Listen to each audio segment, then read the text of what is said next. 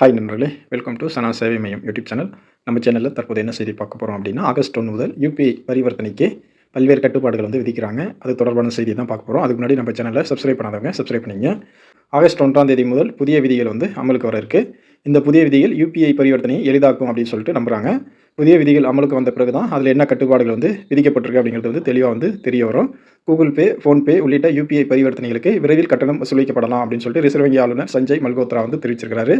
August முதல் UPI பரிவர்த்தனைகளுக்கு கட்டுப்பாடுகள் மற்றும் கட்டணங்கள் வந்து சொல்லிக்கப்படலாம் அப்படின்னு எதிர்பார்க்கப்படுது. இந்தியாவில் யுபிஐ மூலம் பணம் செலுத்தும் வசதியை வந்து national payment corporation of India அமல்படுத்தியிருக்கு. அதன்படி ரொக்கத்திற்கு மாற்றாக டிஜிட்டல் பண பரிவர்த்தனை செய்யப்பட்டு வருது. இந்தியாவை டிஜிட்டல் மயமாக்கும் நோக்கத்தில் அனைத்து வகையான பரிவர்த்தனைகளும் டிஜிட்டல் மயமாக்கப்பட்டுள்ள நிலையில் சாமானிய மக்கள் எளிதாக பயன்படுத்தும் வகையில் யுபிஐ பண பரிமாற்ற முறை வந்து கொண்டு வந்திருக்காங்க. இதன் காரணமாக தற்போது சாதாரண மக்கள் வந்து இன்றைக்கி யுபிஐயை வந்து பயன்படுத்திட்டு வராங்க. இதன் காரணமாக யுபிஐ மூலம் அதிகபட்சமாக 5 லட்சம் வரை நாள் ஒன்றுக்கு பண பரிமாற்றம் செய்ய ரிசர்வ் வங்கி வந்து அனுமதி அளிச்சிருக்காங்க. அதிகபட்சமாக 5 லட்சம் வரை நாள் ஒன்றுக்கு பண பரிமாற்றம் செய்ய ரிசர்வ் வங்கி அனுமதி அளிச்சிருக்காங்க.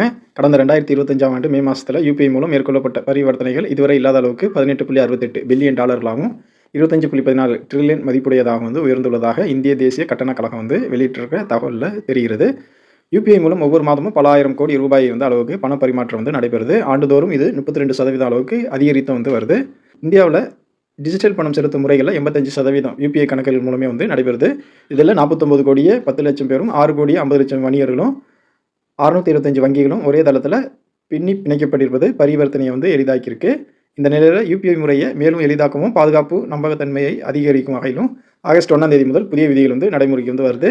அதன்படி உங்கள் செல்ஃபோன் எண்ணுடன் இணைக்கப்பட்ட வங்கி கணக்குகளை சரிபார்க்க ஒரே நாளில் 25 முறை மட்டுமே வந்து யுபிஐ செயலிகள் அனுமதிக்கப்படுது. இது யுபிஐ பரிவர்த்தனைகளை இலகுவாக்க உதவுது. ஃபோன்பே, கூகுள் பே, பேடிஎம் போன்ற யுபிஐ செயலிகளில் ஒரே நாளில் 50 முறை மட்டுமே கணக்கு இருப்பை வந்து பார்வையிட முடியும். பல யுபிஐ ஆப்புகளில் அடிக்கடி பேலன்ஸ் செக் ரிக்வெஸ்ட் அனுப்பப்படுவதால் பண பரிமாற்றங்களில் ஏற்படும் தாமதத்தை இது வந்து தடுக்க உதவுது. ஆட்டோ டெபிட் பண பரிவர்த்தனைக்கு புதிய நேர வரம்புகள் வந்து கொண்டு வரப்படுது. அதன்படி இஎம்ஐ, மியூச்சுவல் ஃபண்ட் முதலீடுகள், ஓடிடி சந்தாக்கள், காப்பீடு கட்டணம் போன்றவை காலை 10 மணிக்கு முன்னதாகவும் பிற்பகல் 1 மணி முதல் 5 மணி வரையிலும் இரவு 9 மணிக்கு பிறகும் அனுமதிக்கப்படும். இது தடையற்ற சேவைக்கு வழிவகுக்கும். யுபிஐ மூலம் பணம் அனுப்பப்படும் போது ஒருவேளை தாமதம் ஏற்பட்டால் டிரான்சாக்ஷன் நிலையை வந்து 90 வினாடிகள் இடைவெளியில் 3 முறை மட்டுமே வந்து சரிபார்க்க முடியும். இது டிரான்சாக்ஷன் ரிட்ரை மற்றும் ரீஃபண்ட் செயல்பாடுகள் சீராக நடைபெற உதவும். யுபிஐ மூலம் பணம் அனுப்பும் நேரம் வந்து 15 வினாடிகளாக வந்து குறைக்கப்பட்டிருக்கு. தவறான பரிவர்த்தனைகளை சரிபார்க்கும் நேரம் 10 வினாடிகளுக்கு மட்டுமே இருக்குமாறு மாற்றம் வந்து செய்யப்பட்டிருக்கு. இந்த மாற்றங்கள் அனைத்தும் செயலியில் தானாகவே ஆகஸ்ட் 1ஆம் தேதி முதல் நம்மளுக்கு வந்து வரும். நாளுக்கு நாள் யுபிஐ பயனாளர்களின் எண்ணிக்கை அதிகரிக்கும் நிலையில் பரிவர்த்தனையை எளிதாக்க தங்கு தடையின்றி சேவைகளை வழங்க புதிய விதிகள் வந்து பயன்படும் அப்படின்னு சொல்லிட்டு எதிர்பார்க்கலாம்.